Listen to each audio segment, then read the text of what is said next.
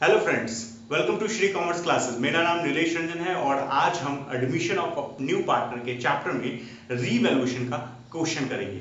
पिछले वीडियो में मैंने आपको रीवैल्यूएशन के सारे कॉन्सेप्ट्स यानी कि उसकी जर्नल एंट्री, उसका अकाउंटिंग ट्रीटमेंट, जो लेजर बनता है, वो सब कुछ बता दिया था। मैंने आपको दोनों केस बता दिए थे, जब आपको रीवैल्यूएशन के इफेक्ट को बुक्स में दिखाना होता है और जब उसके इफेक्ट्स को बुक्स में नहीं दिखाना होता है। इन दोनों सिचुएशन में हम क्या करते हैं ये मैंने बता दिया था। तो आज मैं उसके ऊपर एक क्वेश्चन आपको बताऊंगा जिससे आपको उस कॉन्सेप्ट्स की पूरी क्लैरिटी मिल जाएगी। तो शुरू करते हैं question. X and Y are partners sharing profit in the ratio of 5:3.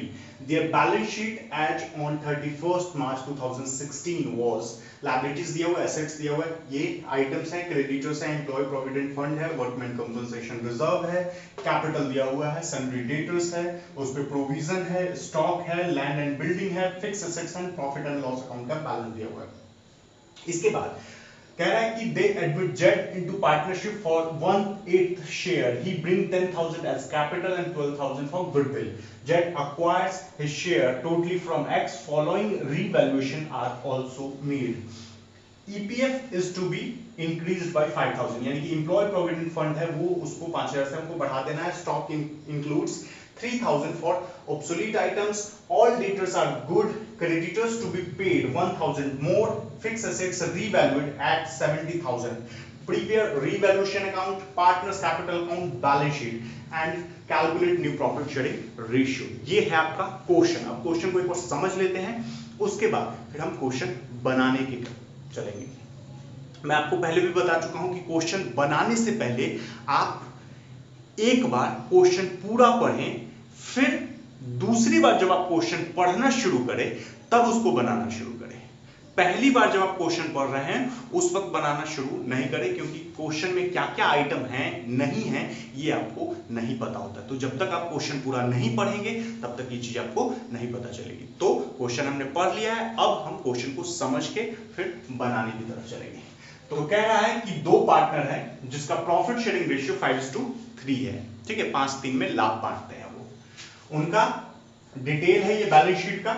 ठीक है, बैलेंस शीट के बाद उन्होंने कहा कि जेड एक नया पार्टनर आया है जिसको 1/8 शेयर दे रहे हैं। ठीक है, और ये शेयर जो है वो पूरा का पूरा एक्स से ले रहा है। किससे ले रहा है?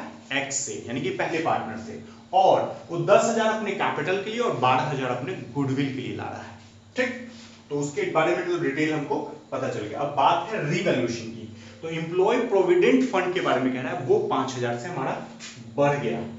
ये जो ईपीएफ है वो 5,000 से बढ़ जाएगा, यानी कि 15,000 हो जाना है। Stock includes 3,000 for obsolete items. Obsolete items होते क्या है? तो ऑब्सोलीट का मतलब ऐसे आइटम्स जो नहीं बिकेंगे, जो किसी काम के अब नहीं है, तो उनको ऑब्सोलीट आइटम्स बोलते हैं।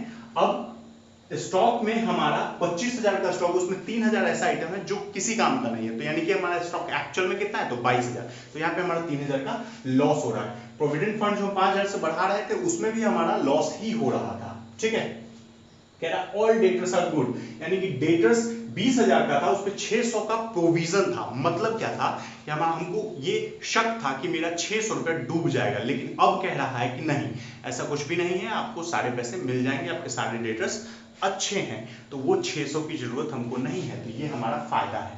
ठीक है, हमको पहले लग रहा था कि 600 हमको नहीं मिलेंगे और अब लग रहा है कि मिल जाएंगे, तो फायदा है वो हमारा। ठीक है, उसके बाद कह रहा है creditors to be paid 1,000 more. Creditors को हमको 1,000 ज्यादा पे करना है, 15,000 की जगह पे 16,000 पे करना है, तो वो भी मेरा नुकसान है।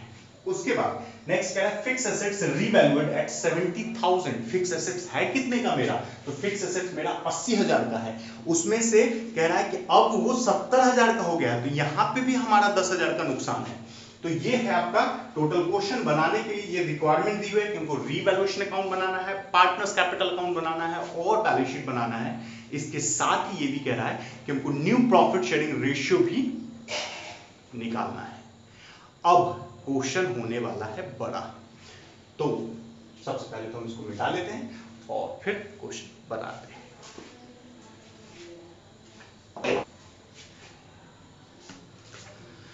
तीन अकाउंट्स बनाने हैं हमको।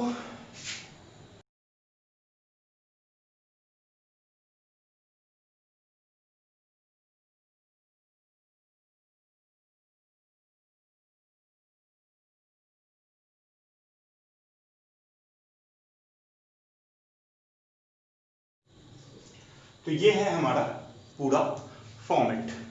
अब इसमें हमको देखना क्या है, तो हमको पहले रीवैल्यूएशन अकाउंट बनाना है, पार्टनर्स कैपिटल बनाना है और बैलेंस शीट बनाना है। इसके अलावा हमको न्यू प्रॉफिट शेयरिंग रेशियो भी निकालने के लिए कहा हुआ है। तो सबसे पहले 1/8 शेयर वो प्राप्त कर रहा है, तो हम एक वर्किंग नोट पहले छोटा सा कर लेते हैं।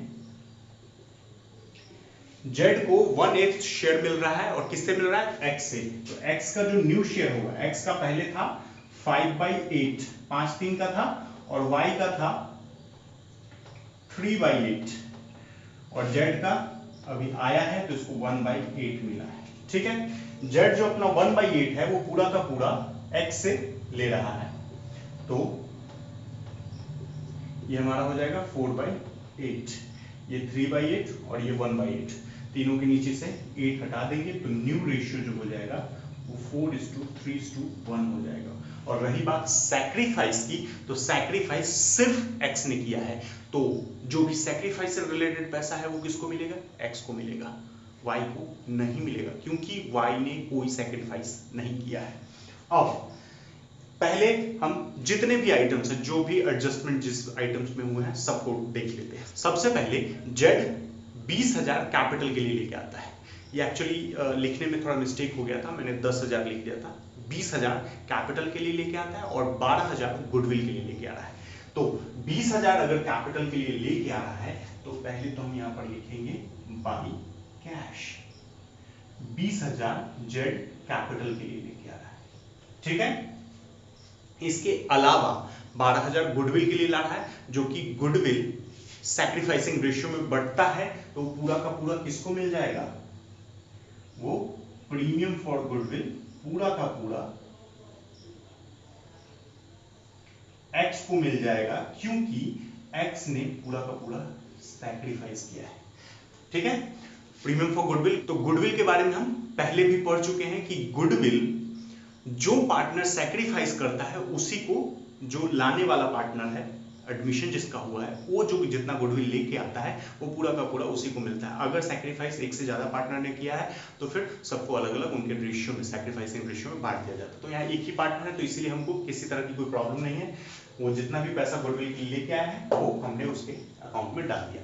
लाने की एंट्री होती है cash account debit to Z capital to premium for goodwill, और बाद में premium for goodwill account debit to X capital. तो यहाँ पे एक्स के कैपिटल में हमने प्रीमियम फॉर गुडविल दिखा दिया और ये कैपिटल की एंट्री होगी। अब इसके बाद कह रहा है कि एम्प्लॉय प्रोविडेंट फंड को हमको 5,000 से बढ़ाना है। एम्प्लॉय प्रोविडेंट फंड को 5,000 से हमको बढ़ाना है, तो मेरे लिए ये लॉस है। क्या है, लॉस है। तो हम इसको कहां दिखाएंगे, तो हम इसको डेबिट में दिखाएंगे टू एम्प्लॉय प्रोविडेंट फंड 5,000। उसके बाद आगे कह रहा है कि all debtors are goods, there no provisions is required. तो 600 का जो प्रोविजन है वो हमको नहीं चाहिए, तो by provision for doubtful debts 600। हम ये भी कर सकते हैं, यहाँ पे सीधे बाय डेटर्स लिख दें, ठीक है, क्योंकि इफेक्ट जो है अंततः डेटर्स पे ही पड़ा है। अब इसके बाद आगे कह रहा है हमको कि स्टॉक में 3,000 का ऐसा आइटम है जो किसी काम का नहीं है, तो टू स्टॉक 3,000। इसके बाद आगे कह रहा है कि क्रेडिटर्स को हमको 1,000 ज्यादा पे करना है, तो ये भी हमारा लॉस है। और इसके बाद आगे कह रहा है कि हमारा फिक्स एसेट्स जो है वो रीवैल्यूड हुआ है 70,000 पे, तो फिक्स एसेट्स पे भी हमको 10,000 का नुकसान हो गया, तो यहाँ पे 10,000 आ गया। 80,000 का फिक्स एसेट था और 70,000 हो गया, तो हमने 10,000 यहाँ पे डाल दिया। अब ये रीवैल्यूएशन वाला पार्ट जो है वो हमारा हो गया समाप्त, ठीक है। इसके बाद अब जो हमको करना है, हमको बैलेंस शीट पे उसका इफेक्ट दिखाना है। तो एम्प्लॉय प्रोविडेंट फंड जो था वो पहले था हमारा 10,000 का, और अब वो हो जाएगा 5,000 से बढ़ के एम्प्लॉय प्रोविडेंट फंड 5,000 से बढ़ के 15,000 हो जाएगा, ठीक है। उसके बाद अगला आइटम जो दिया हुआ है क्रेडिटर्स को दिया हुआ है, तो क्रेडिटर्स को हमको 1000 ज्यादा पे करना है, तो हमने क्रेडिटर्स का 1000 दे दिया, तो क्रेडिटर्स जो है वो हो जाएगा 16000 का। अब इसमें दो बातें आ सकती है, यहां पे लाइन में लिखा हुआ है कि क्रेडिटर्स को हमको ज्यादा पे करना है 1000 ज्यादा, तो कुछ लोग समझ लेते हैं कि अच्छा हमने क्रेडिटर्स को पे कर दिया, लेकिन नहीं, यहां पे कह रहा है पे करना है। आप अगर इस तरह से सोच के बनाए तो आपको क्या करना पड़ेगा, फिर यहाँ पे क्रेडिटर्स का पेमेंट का जो एंट्री होता है वो हो जाएगा creditors account debit to cash, लेकिन ज्यादा पे किया है तो इसीलिए creditors account debit revaluation account debit to cash, तो यहाँ पे टू कैश आ जाता 1000, लेकिन यहाँ पे नहीं किया है, कह रहा है पे करना है 1000 ज्यादा हम पे करेंगे, तो 1000 क्रेडिटर्स का हमने बढ़ा दिया। उसके बाद आगे वर्कमैन कंपनसेशन रिजर्व दिया हुआ है, तो वर्कमैन कंपनसेशन रिजर्व हम ओल्ड पार्टनर्स में ओल्ड रेशियो में बांट देंगे, तो ओल्ड पार्टनर्स का जो रेशियो था 5:3 था, और उसमें हमको बांटना है, अमाउंट दिया हुआ 5800, तो 5800 को अगर हम 5:3 में बांटे तो आएगा 3625 और 2175, 3625 और 2175, ठीक है। तो वर्कमैन कंपनसेशन रिजर्व हमने बांट दिया, ये है आपका वर्कमैन कंपनसेशन का बंटवारा, दोनों में ओल्ड रेशियो में बांट दिया। उसके बाद आगे कह रहा है कि हमारा कैपिटल अकाउंट दिया हुआ है, तो इसके लिए बाय बैलेंस बीडी 70,000 और 31,000 ये हमने चढ़ा दिया, इसका कोई ओपनिंग बैलेंस नहीं है, ये तो कैश लेके आए साल के बीच में, तो वो उधर आ जाएगा, ठीक है। सन्ड्री डेटर्स 20,000 का था, तो डेटर्स यहां पे हम 20,000 का ही चढ़ा देंगे, क्योंकि पहले जो प्रोविजन था उसकी जरूरत अब हमको नहीं है, तो पूरा का पूरा 20,000 डेटर्स में हमने लिख दिया। इसके बाद स्टॉक में 3,000 ऑब्सोलीट था, तो स्टॉक 25,000 का था, तो अब 22,000 का हो जाएगा। लैंड एंड बिल्डिंग के बारे में पहले जो अमाउंट दिया हुआ है उसके बारे में कुछ नहीं कह रहा है, तो हम वो जितना अमाउंट था उतना ही यहाँ पे डाल देंगे। और फिक्स एसेट्स के बारे में कह रहा है कि फिक्स एसेट्स हमारा 70,000 का हो गया है, तो 70,000 यहाँ पे हम डाल देंगे। उसके बाद एक आइटम और दिया हुआ है, वो है प्रॉफिट एंड लॉस अकाउंट 2400, तो ये लॉस है, एसेट साइड में जब भी प्रॉफिट एंड लॉस लिखा होता है तो उसका मतलब होता है वो लॉस है, तो हम इसको पार्टनर्स में ओल्ड रेशियो में यहाँ भी बांट देंगे, तो to profit and loss account, ठीक है। तो ये हो जाएगा 1500 और ये हो जाएगा 900। आगे अब ऐसा कोई भी आइटम नहीं बचा, तो हम इसका अब जो भी है सब अकाउंट्स को एक एक करके क्लोज कर लेते हैं। तो इधर ज्यादा दिख रहा है मुझे, तो ये हो गया 19,000, ये चला जाएगा पार्टनर्स कैपिटल में, रीवैल्यूएशन लॉस आ गया 18,400, ये दोनों में बढ़ जाएगा, एक्स में और वाई में, किस रेशियो में 5:3 में, तो कितना आएगा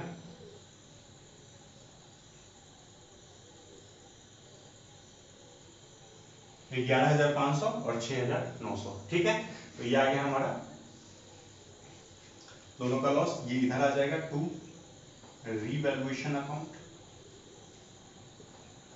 लॉस 11,500 एंड 6,900, ठीक है। अब इस अकाउंट को फिर हम क्लोज कर लेंगे, तो ज्यादा इधर दिख रहा है,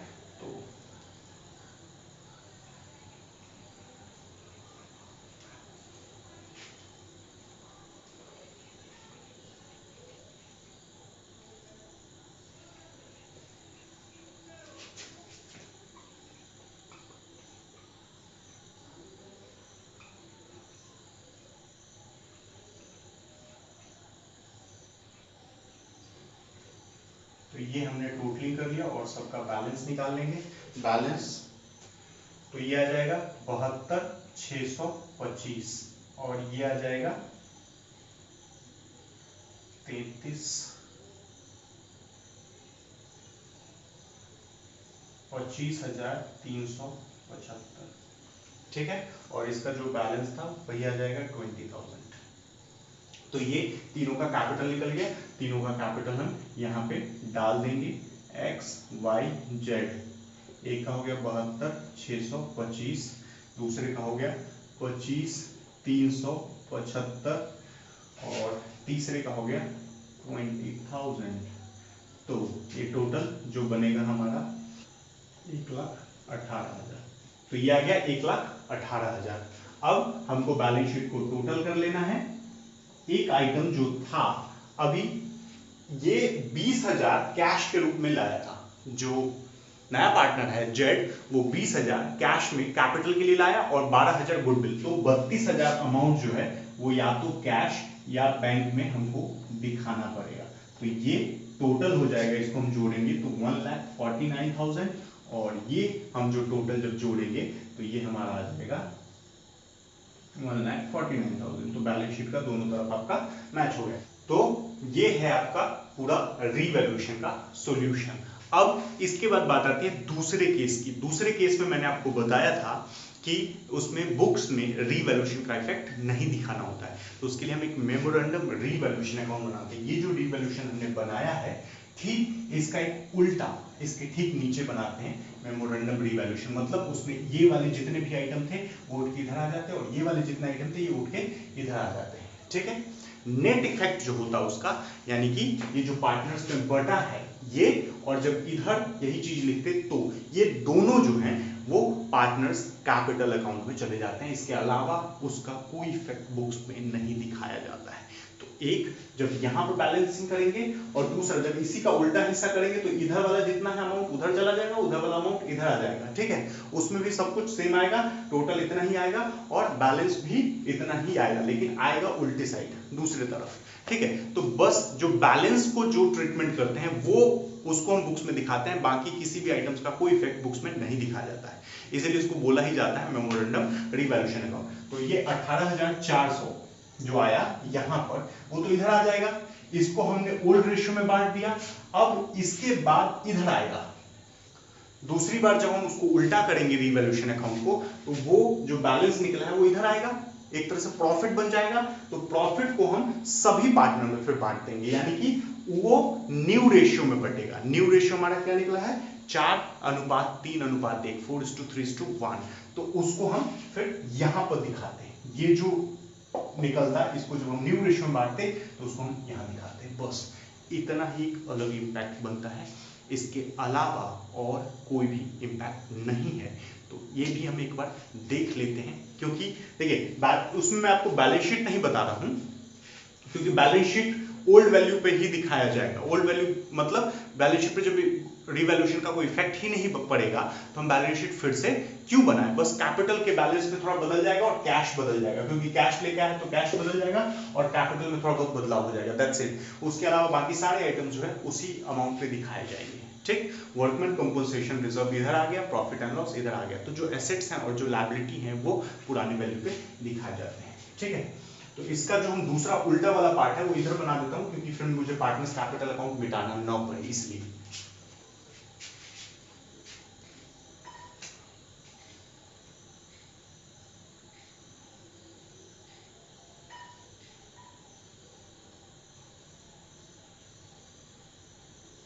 अब जो आइटम आपको इधर दिख रहा है वो उधर चला जाएगा। By employ provident fund 5,000, by stock 3,000, by creditors 1,000 और बाय फिक्स एसेट्स 10,000। इधर आ जाएगा टू डेटर्स 600।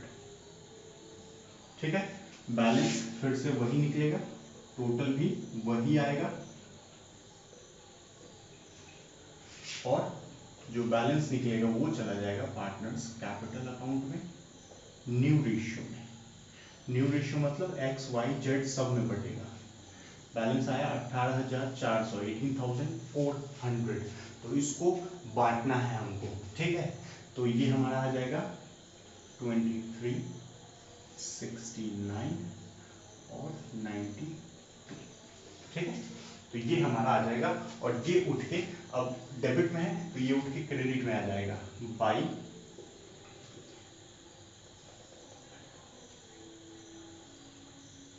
रीवैल्यूएशन प्रॉफिट हो जाएगा ये, क्योंकि इस तरफ आया है तो प्रॉफिट हो गया, इस तरफ आया था तो लॉस था तो हमने लॉस लिख लिया। अब रीवैल्यूएशन के तौर पे हम इसको 9200 यहाँ दिखा देंगे, 6900 यहाँ दिखा देंगे और 2300 यहाँ दिखा देंगे। अब इससे क्या हुआ ये देखिए, ईपीएफ को हमने 5000 इधर बढ़ाया और इधर घटा दिया तो बुक्स में क्या इफेक्ट पड़ा, नील। उसी तरह स्टॉक को हमने 3000 यहाँ कम किया और उधर 3000 बढ़ा दिया तो क्या इफेक्ट पड़ा बुक्स में, नील। तो जितनी भी चीजें हमने पहले की थी एक्चुअली बनता इसके नीचे ही है, लेकिन मेरे पास वहां पे स्पेस नहीं था इसलिए मैंने इसको अलग बनाया है, तो बनाना आपको उसके नीचे ही है, ठीक है। और बस उसकी कैपिटल अकाउंट से बैलेंस को उठा के इधर लिख देना है। अब रही बात टोटलिंग को, तो ये बदल जाएगा हमारा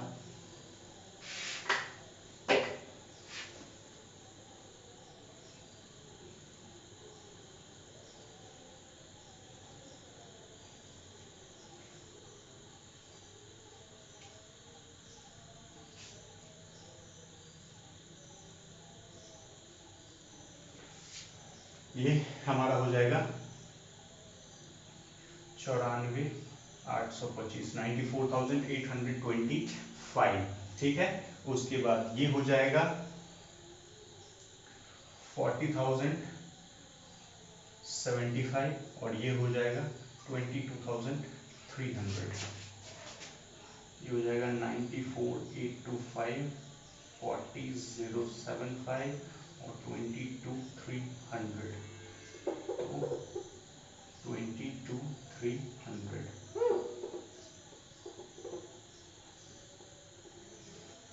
81,825 32,275, ठीक है। ये आपका बैलेंस आ जाएगा। तो ये इसका जो बैलेंस निकलता ये आपके बैलेंस शीट में आ जाता और बाकी जितने भी एसेट्स हैं और लायबिलिटी हैं वो सेम अमाउंट पे दिखते। जो प्रॉफिट और लॉस बढ़ गए हैं पार्ट में वो नहीं दिखाई देंगे क्योंकि वो तो बढ़ चुके हैं ना, उनको नहीं। रिजर्व्स ऑफ जो प्रॉफिट एंड लॉस अकाउंट का जो बैलेंस होता है वो तो बढ़ चुका है तो वो नहीं दिखाया जाएगा। उसके अलावा ईपीएफ है, क्रेडिटर्स है और स्टॉक है, डेटर्स है, उसके बाद फिक्स एसेट्स था, लैंड एंड बिल्डिंग था, ये सारी चीजें ओल्ड वैल्यू पे ही दिखाई जाएंगी और एक कैपिटल का जो बैलेंस है वो यहाँ पे दिखाया जाता और कैश जो लेके आया है वो दिखाया जाता। इसके अलावा बैलेंस शीट में कुछ भी नहीं जाता। तो ये आपका दूसरा केस है, ठीक है। अब अगर इस क्वेश्चन में या इस कॉन्सेप्ट में किसी भी तरह की कोई भी प्रॉब्लम हो तो आप मुझसे कांटेक्ट कर सकते हैं। कांटेक्ट करने के लिए आप फेसबुक मैसेंजर, इंस्टाग्राम या यूट्यूब कमेंट का यूज कर सकते हैं। तो अभी मैं रेगुलर में वीडियोस अपलोड कर रहा हूं, तो अगर आप इन वीडियोस को रेगुलर देखें, इससे क्वेश्चन बनाएं और फिर जो प्रॉब्लम्स होती हैं वो मुझसे पूछें, तो मुझे नहीं लगता है कि आपको किसी भी क्लास की जरूरत पड़ेगी। तो अगर आपको वीडियो पसंद आता है तो वीडियो को लाइक करें, पेज को सब्सक्राइब करें और बेल आइकन दबाएं ताकि आपको पेज के अपडेट मिलते रहे जब भी कोई नया वीडियो अपलोड होगा। तो धन्यवाद।